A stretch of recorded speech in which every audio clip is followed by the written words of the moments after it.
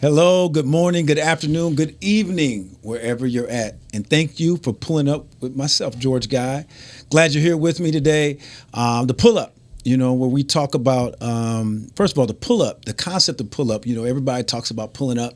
Hey, I'm pulling up. I remember back in the day, I used to hear people say it when I was a kid. Well, I'm pulling up. Come be outside. I'm pulling up. And so it's a concept that we've picked up and it's grown. And I started this back when I was working out during COVID. I was pulling up and doing different things. I thought it'd be funny to post songs and just to kind of give people an idea of what that meant in terms of your thought process when you're pulling up, and just get people to identify, and just it started off being fun. But people started to say, man, I pulled up this morning. And so we took that concept, because working out for me is my way of preparation. So pull up is a preparation. It's like I'm trying to get to where I need to be. And so we started to utilize that. And so that's where this is about. So when you pull up today, what we're trying to do is we're talking to people across the country, communities that are doing really big things, giants. And today I have someone who's a community builder. And really what we want you to do is, if you're out there right now and you're trying to figure out what's my purpose, or you're trying to figure this out, like, what do I need to do? We want you to listen with the intention to stimulate your ambitions so you can pull up on your purpose and what you want to do. So that's why we're here today, and I'm excited. I can't tell you how excited I am today. We have Madam Councilwoman. I'm going to say Madam Councilwoman, but I'm going to call her Michelle every now and then. But I got to start off that way because she is the Councilwoman at large, yes, here in the city of Fort Wayne. And that's a really big deal. And it says something about you. Mm-hmm. So I have Michelle Chambers here today, and we're going to get a chance to really talk to her and dive into what she's all about and have some fun. But really, like I said, Councilwoman, entrepreneur. Mm-hmm. When I met you, you was, making moves. Yes. And somebody that really did not have to come back to her hometown, was making moves in other places, but said that she wanted to do it. And that's why I think what you're doing politically is really important. I think that's why you're breaking records in terms of, listen, I got you.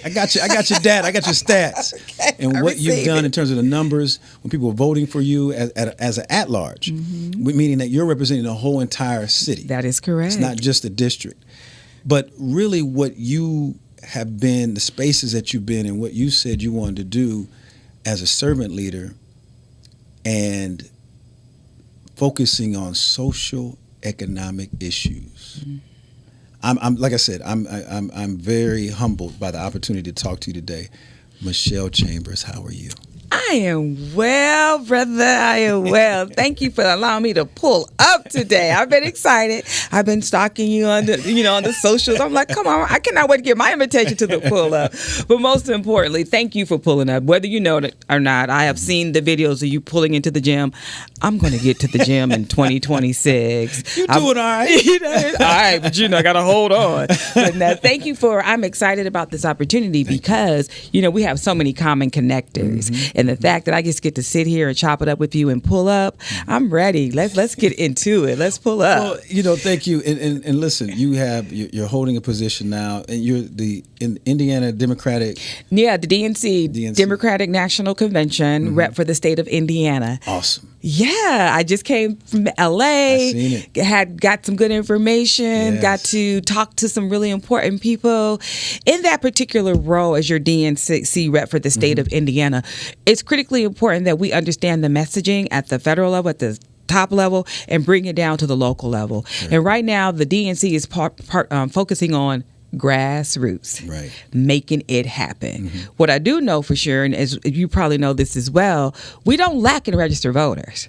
We lack in getting people to the doors. And the way we got to get folks to the doors, we got to go old school, souls to the polls, get the churches involved. Right. For some kind of way, I know it's challenging times, but the people have moved away from that church connection in politics. Right.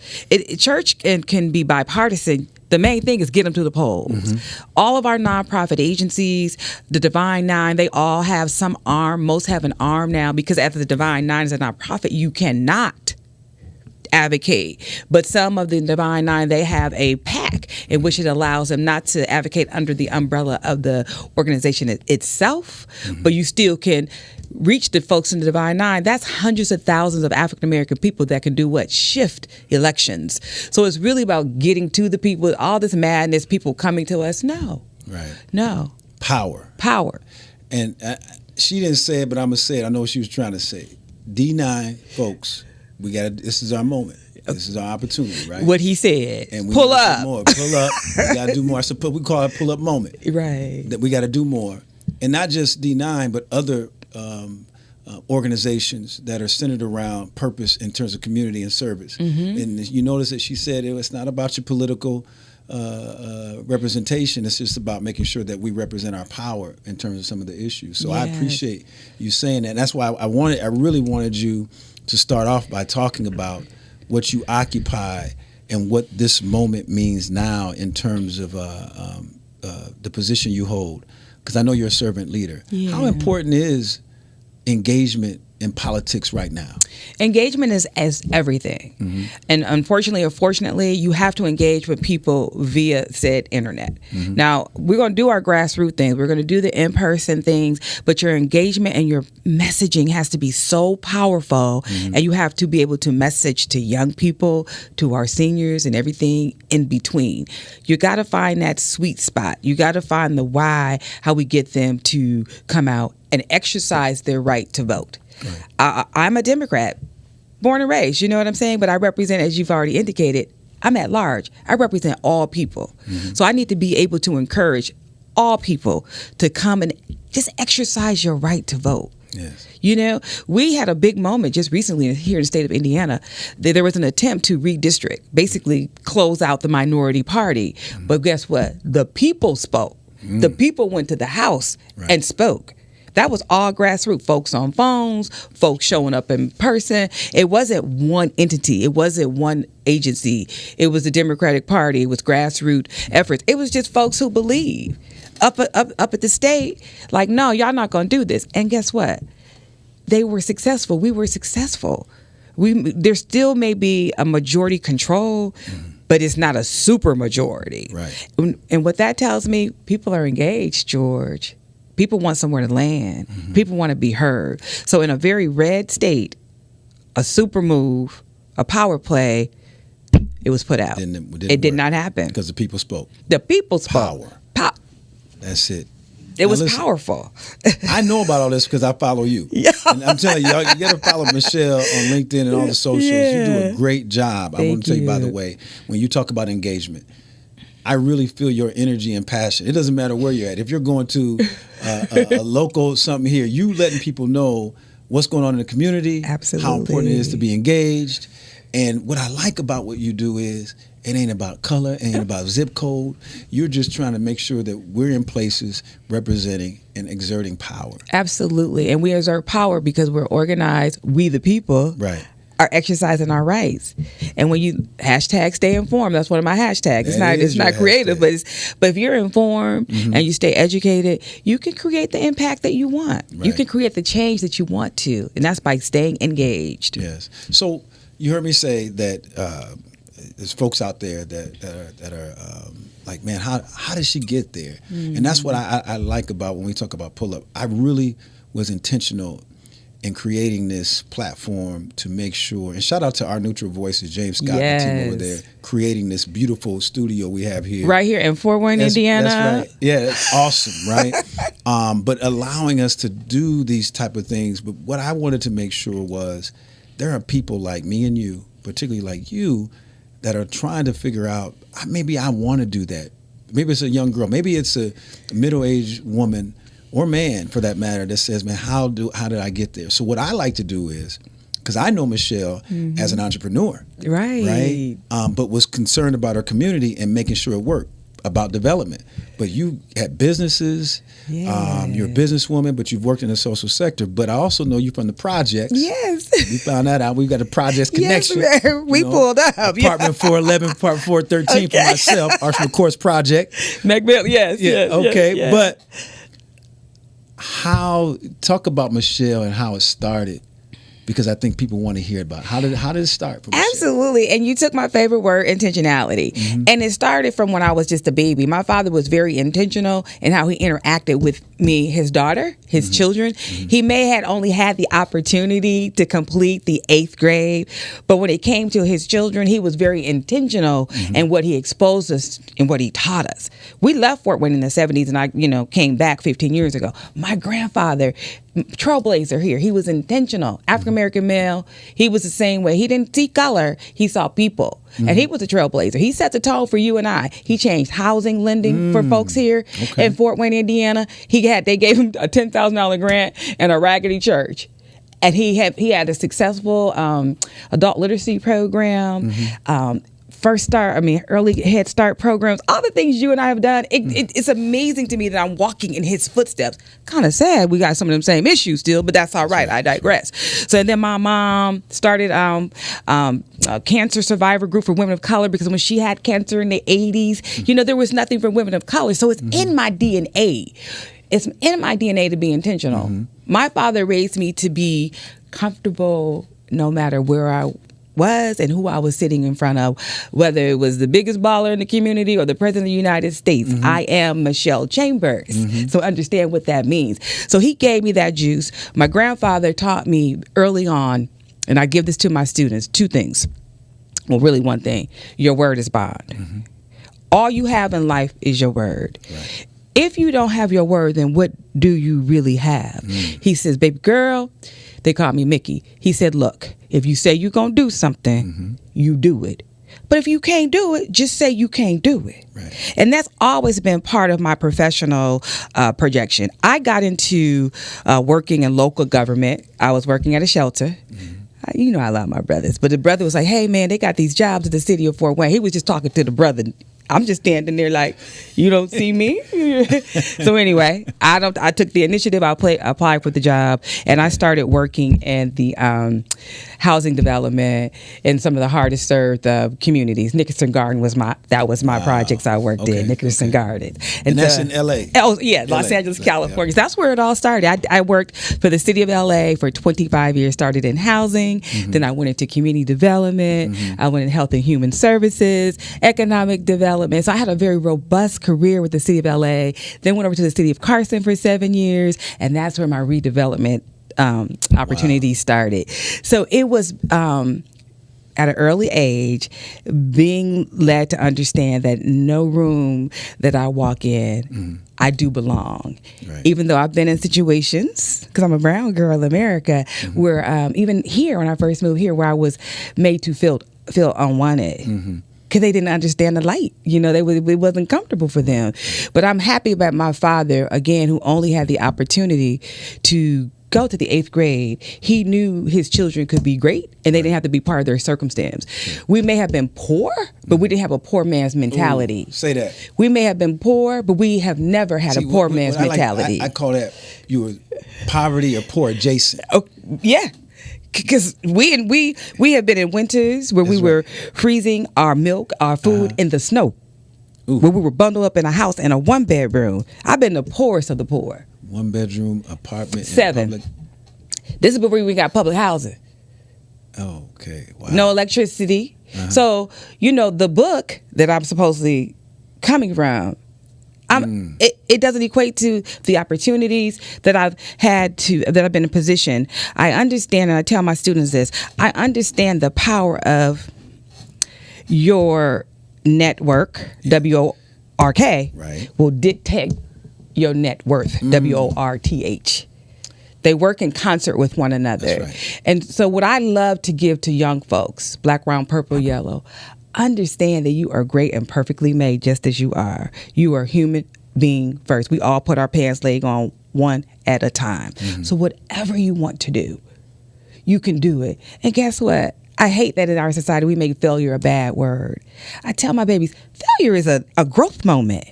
It is a growth moment. You understand? It's a growth moment. And that's how my daddy I can't use the word. My dad was a straight shooter, so I won't use the words that he would. Every time I thought I was, I didn't get a promotion or somebody rolled up on me or something, he's like, he had choice words. So that's why I just tough love. Hey, some people wouldn't be able to take it, but I like to take our negatives and make them positives because I've had failure. We were saying I was an entrepreneur. Absolutely. I came home and I had this blueprint. I was going to work for the city of Fort Wayne and I was going to have my business. Well, the city of Fort Wayne wasn't ready for me when I first got here. I couldn't land a job. And my beloved mother finally said to me, she said, why you keep going down there to them people? Run your business. So that's how I ended up doing my business full time. It was a real estate loan closing business. It was a mobile business. I went anywhere you needed me to come to close them loans. So I did that for 10 years. And at one time, I have this shirt on that says, I am Black History. I literally was Black History. I had a real estate loan company on one corner of Calhoun and Wayne. And then I was at the other corner. I had Your Virgin Hair Boutique, a human hair boutique. So I was running two businesses at once. The 100-year storm came and I ended up having to close my business. But I always tell folks, the lesson in that is this. Even though my YVH store had closed, I honored my lease. I wasn't bringing in no revenue, but I honored my lease. You know why I did that? Because the business community is very small. So the people that I was in partnership with, they'll be like, well, she honored her lease. She could have just walked away.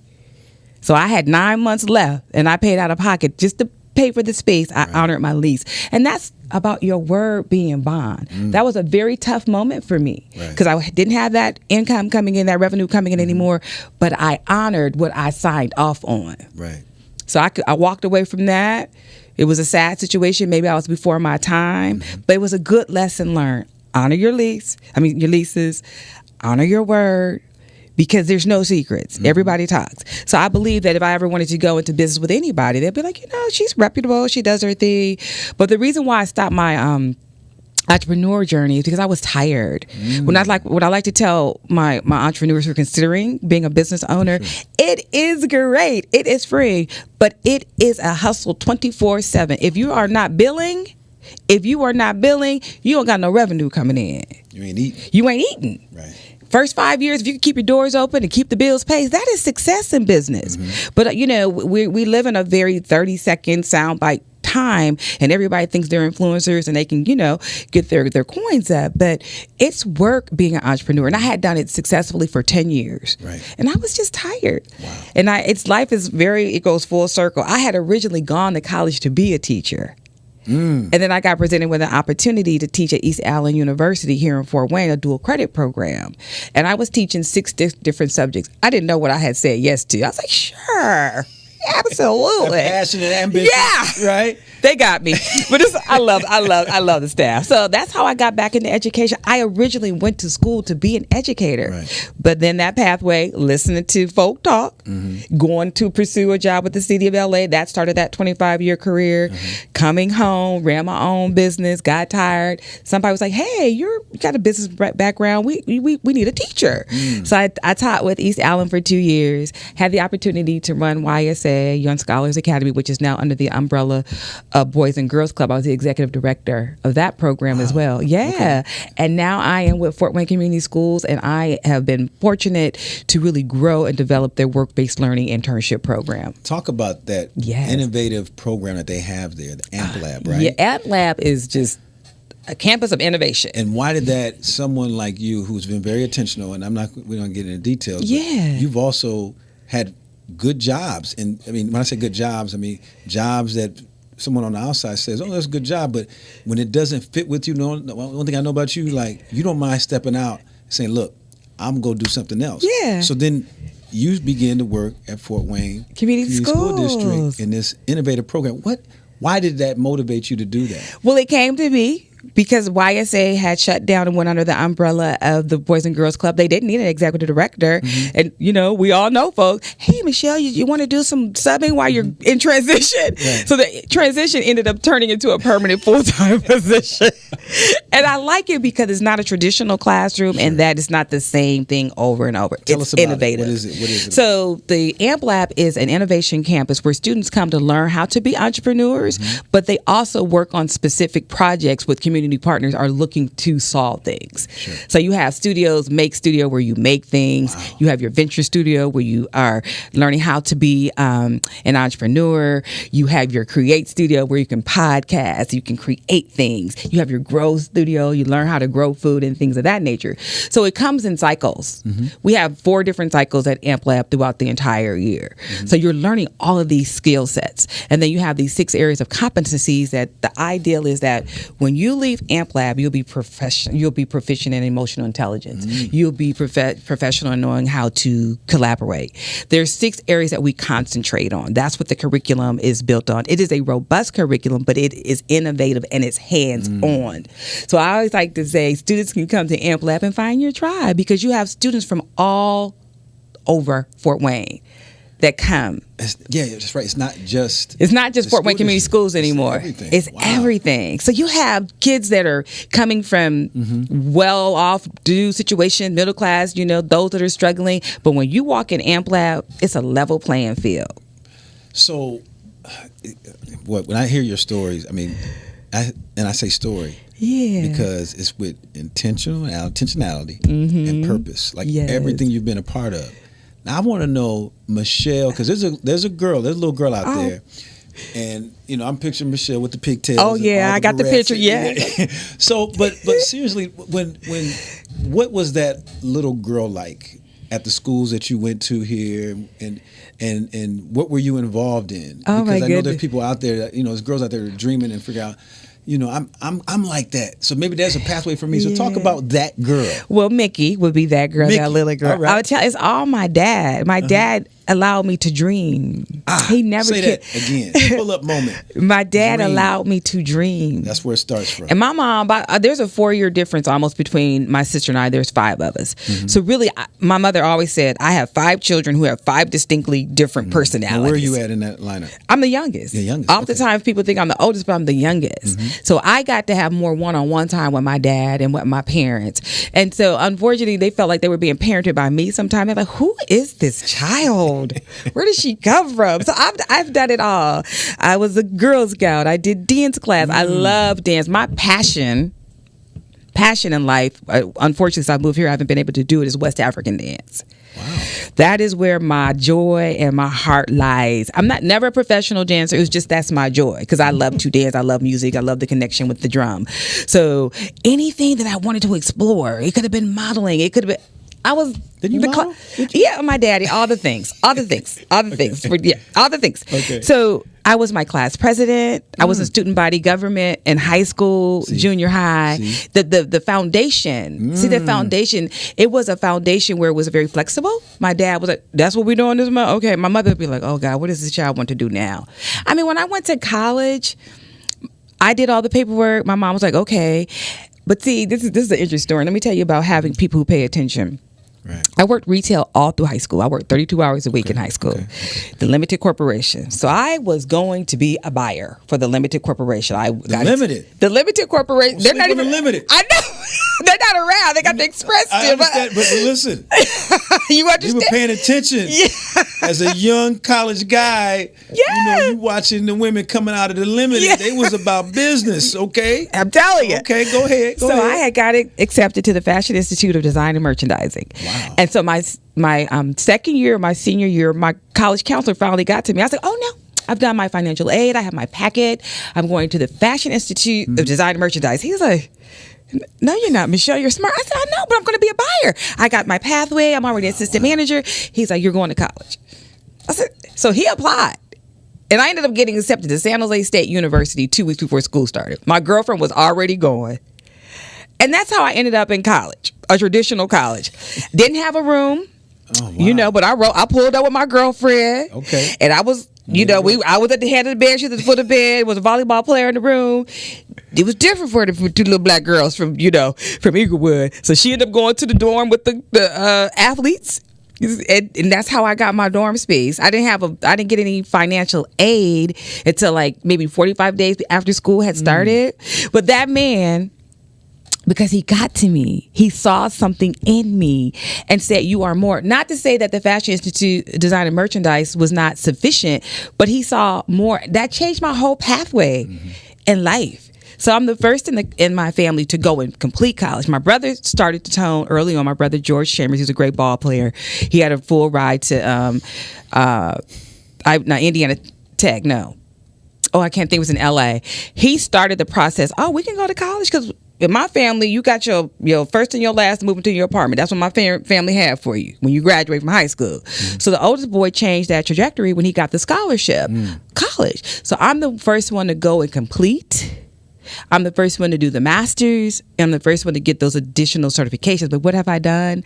I've changed the course of the kids who came behind me. I've dropped off several nieces and nephews to college. I see them too. I see them celebrating. Those my babies. See, now I'm on the greats now. Right. I'm on the greats. I'm an auntie mama. I never had my own children, but my brother started it. See, my father gave us a mandate. Brilliant man. I have a family crest. We have a family crest. Okay. And he told us it's each generation's responsibility to elevate the family. So I've elevated. Pull up moment. Did you hear that? That's legacy. Each generation, yes. So we have a family crest, the ivy branch, the lion, the cross, and the crescent moon. That's what our family crest consists of. It's purple. I like crest. You know, I like crest. Yeah, okay. By the way. Okay. So, I understand what it means to feed into family. Because you and I, we give and give, and we take care of everybody. I see you with your baby, your grandchildren. Even though we're givers to others, what we give to everybody else, we got to make sure we're putting into our families as well. So, Mickey, to your original question 5 minutes ago, Mickey was allowed to have a foundation that was flexible. Mickey was allowed to dream. And Mickey was never taught that because you don't have financially, you can't be great. You are great. Mickey, I like that you first used the nickname because it is so important as a young person, because you said something that was powerful. You were given space. Let's pull up to dream. Yeah, man. It wasn't tight. Oh. You were, although you were in these spaces that might have been physically tight, you felt like I can be beyond that because I can dream about where I want to be. Yeah. I never walked in a room, even when I'm the only, even as a grown person, I've never felt any kind of way. I'm very much aware that I am the only, but I never had the mindset because you're the only, that means you're limited. Because you're the only does not mean you don't belong there. Right. And like I said, my father, he was a brilliant, brilliant man. And I'm sure if he had had the opportunities that I had growing up, but his life was still good. I mean, he had all the issues of the 70s and 80s, but he came on through. We're going to have another show for that. Okay. The issues of the 70s and 80s. Oh, yeah. I'll pull up. Absolutely. Why don't you pull up for that? So as we wrap up, and I want to go back through this. Okay. Because the dreamer. Yeah. Right? Mickey the dreamer. Mickey the fashion person. The person that was like, first of all, to be an assistant manager when you graduate high school is pretty amazing. And the ambition itself. Going off to college, going to explore that, just making moves, and then becoming this servant leader and working in housing and city government, and then entrepreneur and teacher. Obviously wanted to be a teacher. An educator, I would say, and public service. So as we wrap this up, tell me what is next for Michelle. And I'm gonna end the same way I started by saying, Madam Councilwoman Chambers, what's next? George, Mr. Guy, I don't know, because I have completed the vision board that I put together 10 years ago. What I do know is I'm positioning myself mentally for the next. Okay. I have a plan. I definitely will be running again for, council at large. Outside of that, I don't know. I'm in this weird season of next. And I can't look at you today and say affirmatively XYZ. Now, there's some things that I don't know what I'm preparing for, but I'm preparing for. I'm positioning myself for the next. So let's say this. I'm in a position of preparing for the next that has not been clearly defined, but there is a next. Wow. Now, where can they find you at? Because I want everyone out there, no matter where you at in the country, this Michelle, her message is universal. So where can they find you and follow you? Yeah, they can follow me at vote.chambers on Instagram, Vote Chambers TikTok, Vote Chambers and on YouTube. And then I do have a website, michellechambers.info. Right. So, and there is another Michelle Chambers as an elected official, but she in California. Now make sure y'all land on Fort Wayne, Indiana, Michelle Chambers, the politician. That's right. That's right. So you are, you're a public servant, and public servant folks don't get a lot of respect. That's why I'm not using the term politician on purpose. Come on. Yeah. You're a public servant. Yes. So I would be wrong, though, if I didn't let the politician, the politician part of the public servant come out with your last words that you want to leave folks with that are out there right now in terms of the moment. So what I'll say in the moment right now from us locally, from a political perspective, we have some challenging years ahead of us, but we have the right leader, Mayor Sharon Tucker, to lead us through that. I need our constituents to be very patient with us. We are a fiscally strong city, but we are going to lose a great deal of revenue. We will have gaps in the next 2 or 3 years. So I'm being intentional and trying to build those public-private partnerships. I'm being intentional and trying to support the administration. So when those gaps do come, business as usual will continue. We got some lean times ahead of us. And I want folks to know that I work across party lines, that I represent all people in Fort Wayne, Indiana. There we go. You've heard it. Madam Councilwoman Chambers, Michelle Chambers, Mickey. She even said her nickname. See, I ain't going to be bold to say my name. I don't normally share that, but I got caught up in the moment. Don't be walking to me talking about Mickey. I won't respond. Oh, wow. No, but again, I just want to say thank you to Michelle Chambers, at-large councilwoman here in Fort Wayne, Indiana. And listen, if you pulled up today, I hope you got something from that. This has been a robust interview that really talked about, not an interview, conversation, talking about dreaming, purpose, and fulfilling that purpose, and doing public service. But also, if you caught the end of that, what's it going to take to get out of this is public-private partnerships, which is a part of collaboration. So that's what I want to leave you with today. As you pull up, I hope you got something. I hope you stimulate your own ambitions to become what you need to be. But it starts with a dream. Till next time, pull up. Make your dreams happen.